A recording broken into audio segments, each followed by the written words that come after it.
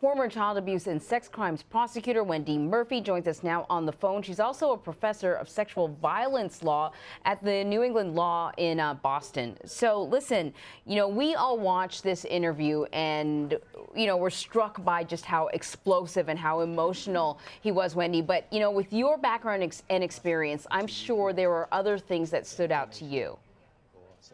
Yeah, Anne-Marie, I was pretty shocked by his response in terms of his emotion, because if you're going to do an interview like that, you've got to do it to your own advantage. You've got to manage your emotions. You've got to come across as a person who's cool, calm, and innocent. And I think although he started off that way in the interview, he really became explosive. And to me, he came across as the sort of guy who could be extremely inappropriate with women, because that degree of rage that he showed, and after all, Gail is a woman, it made him appear to be the type of person who, in fact, could be guilty. So I don't think the interview was good for him at all. You could sort of tell he was acting. And look, all the jurors are potential jurors in his current criminal case. They could be watching this and forming opinions about him that he might not be able to address effectively when that case does come to trial. It's just not a good interview for him at all. I also noticed that he made certain claims that no matter what you think about the case now, and he did win another criminal case many years ago, he basically accused everyone of lying. That never works, ever. It'd be one thing if he said one person was lying, even maybe two. But to claim that everyone in the documentary about him is lying, that's a hard pill to swallow for any jury.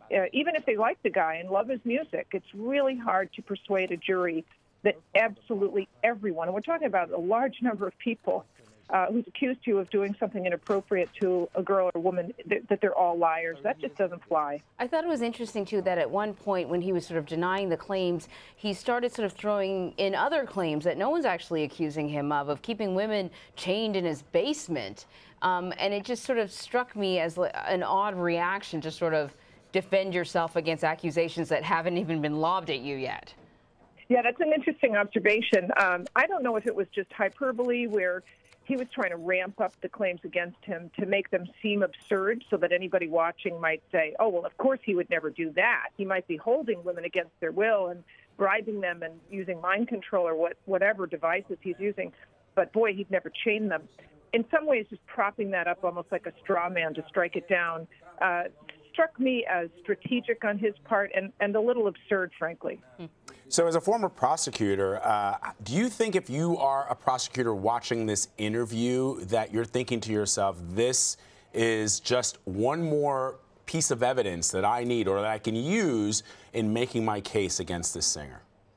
Yeah, I think there are parts of this interview that are helpful to the prosecution. I think it's fair to say none of these aspects of his interview, even though he seemed to be very fierce in his denial, he can't use that in his defense. He can't put on a video of himself saying, I didn't do it, I'm a good guy, and so forth. That's not admissible. But the prosecution can certainly use pieces of it, perhaps not the whole tape, but pieces of it, especially where he claims he never had sex with anyone under age 17. Remember, he's currently charged with several counts of aggravated sexual assault, including 3 victims who were under the age of 17. And that's a problem for him, because he made this bold statement about never having sex with anyone underage, and that's part of the issue in his current criminal charges. So the prosecution may well be able to use that to their advantage, especially in rebuttal after having victims testify and putting on evidence, including sex tapes that to some extent show, reportedly anyway, that he actually did have sex with young girls. I think his claim to have never had sex with anyone under the age of 17 would be admissible, in part to show him as a liar. So the prosecution, I think, will appreciate that claim. And just if they can show his personality as a rageful, angry man, especially against Gail, who is female, if he takes the position in his defense that he's not the type, which he did during this interview, I'm not the type of guy, I have a big heart, I'm a loving person. I would never do this. I'm not the type.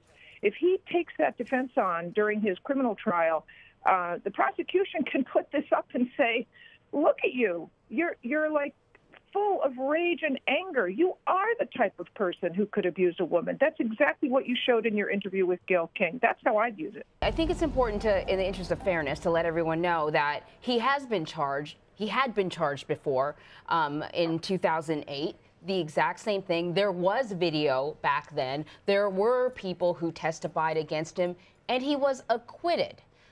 Gayle asked him about this in the interview. I just want to play his response. People are going back to my past, okay? That's exactly what they're doing. They're going back to the past, and they're trying to add all of this stuff now to that, to make all of the stuff that's going on now feels real to people. But the past is relevant with you with underage girls. Absolutely no, it's not. Why? Because for one, I beat my case. When you beat something, you beat it. You were acquitted. We can't double jeopardy me like that. You can't. It's not fair. It's not fair to nobody. When you beat your case, you beat your case.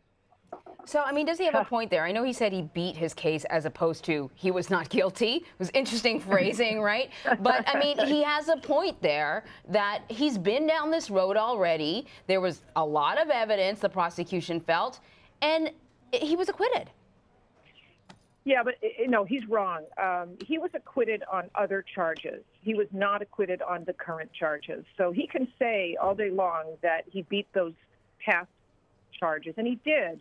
That doesn't mean they're not relevant in this new case. Anything that the prosecution has showing similar pattern of conduct behavior, even if he was acquitted on those charges, could be admissible. It really requires the judge to ask the question, is it more fair on balance than prejudicial to him to let the prosecution put on evidence not only about these specific victims in these cases, but past victims as well. And when you have a large number of victims, like we saw with the Bill Cosby case, the odds go way up that the court is going to allow those other bits of evidence in. He can argue that he was acquitted, but the jury will still get to hear it and take it into account. All right, Wendy Murphy, thank you very much. You're welcome.